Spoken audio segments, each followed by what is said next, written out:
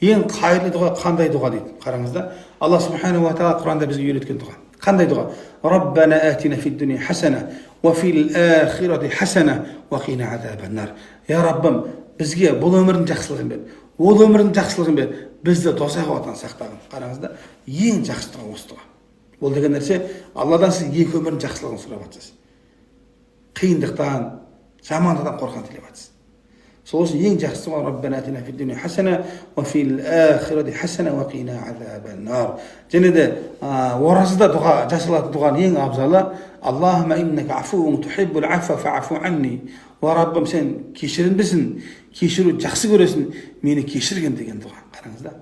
Сол үшін Құранда келген, хадисте келген дұғалар иншалла бұл ең жақсы дұғалар иншалла. Әрине бізде мынау дұғалар жинағы деген кітапшалар бар өзі. Осы кітап мәселесін айтып кететін болсақ, құрметті тыңдармандар, бізде Аллаға шүкір Қазақстан мұсылмандар діни басқармасы бар. Сол кітаптарға қарасаңыздар, сол Қазақстан мұсылмандар діни басқармасының сараптамасының оң қорытындысын алған деген кітаптар болса, бұл жақсы иншалла.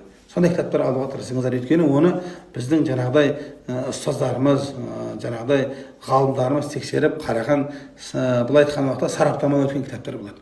Сондай өткен дұғалар болатын болса, алып алсаңыздар, иншалла нұр үстіне нұр болады иншалла.